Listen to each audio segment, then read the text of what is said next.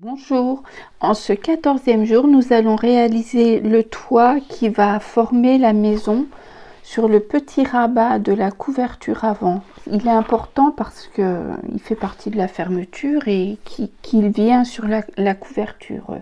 Donc il est en première ligne.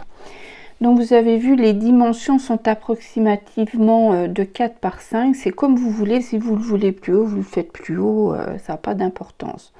Donc voilà, il va venir comme ça, donc sur le devant. Vous coupez dans une chute ou vous en fabriquez un, c'est comme vous voulez. Personnellement, je vais le mater pour qu'il soit maté, parce que j'aime bien quand c'est maté. Et lorsque je le mate, je vais laisser un petit rebord. Je ne vais pas le mettre bord à bord en bas, je vais laisser un petit rebord. Voilà, vous voyez, je vous montrerai pourquoi. Je vais peut-être même vous le montrer tout de suite. Voilà, c'est pour qu'il soit bien positionné sur mon rabat, qu'il n'y ait pas de différence de niveau. Voilà, c'est tout. Maintenant, nous allons attaquer la reliure, une partie de la reliure. Hein. C'est pas la reliure complète, mais presque.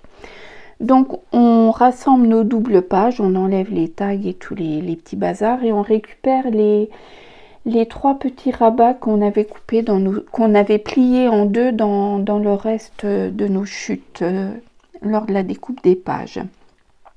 Donc je prends un rabat et je prends une page de droite, et je vais venir coller ma page dans le rabat sur la partie droite, donc droite sur droit, hein, c'est tout simple, vous voyez bien.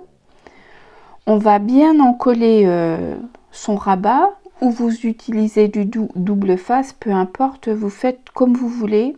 Mais il faut que ce soit bien fait. Vraiment, c'est une partie où il faut être précautionneuse. Sinon, s'il part tout de travers et tout, ça gâche le tout. Hein, il faut vraiment prêter un petit peu d'attention.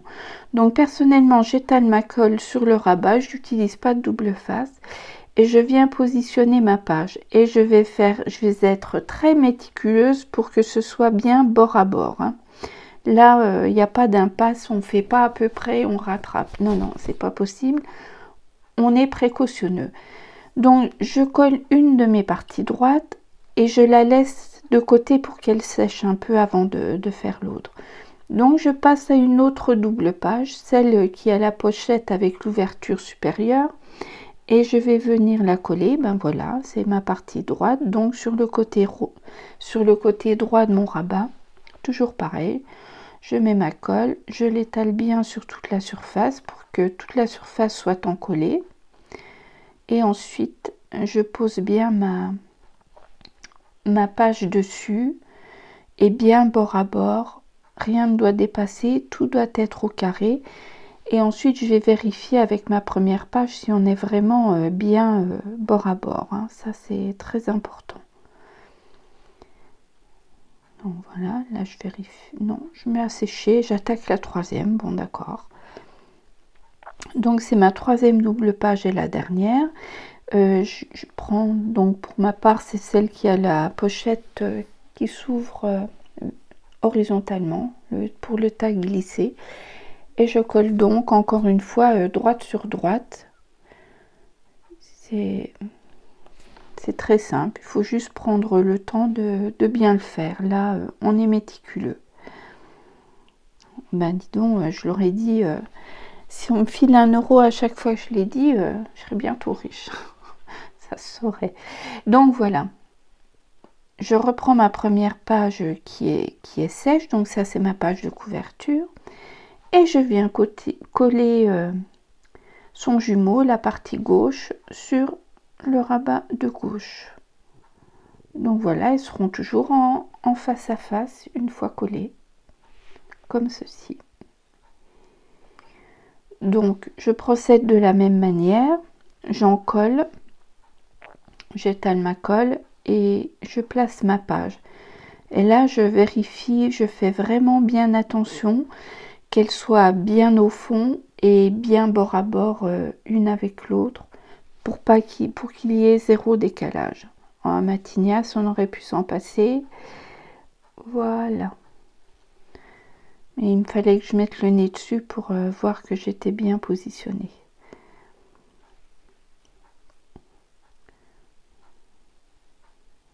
là on est parfaitement aligné. Je la mets de côté et je continue avec la suivante. Donc on repère bien les fonds, on se mélange pas les fonds.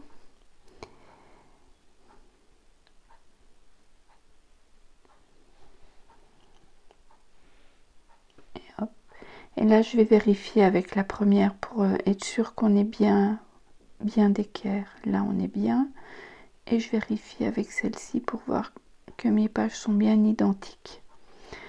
Et ensuite je vais donc faire ma troisième page de la même manière.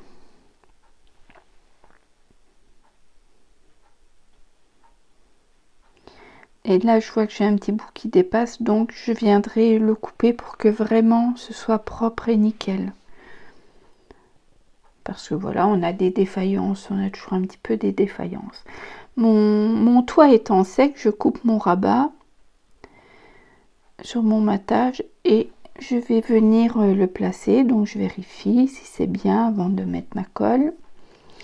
Une fois que je suis sûre de mon coup, et bien je mets ma... Ah non, grosse boulette. J'ai oublié de terminer le décor du toit. Donc personnellement je vais faire un petit peu d'embossage à chaud, mais là c'est pareil, vous faites exactement ce que vous voulez. Moi c'est pour continuer dans la lignée de ce que j'ai commencé. Je reste dans la même lignée, je ne change rien. Un petit contour, ça vous le savez. Et je vais venir le coller à ce moment là.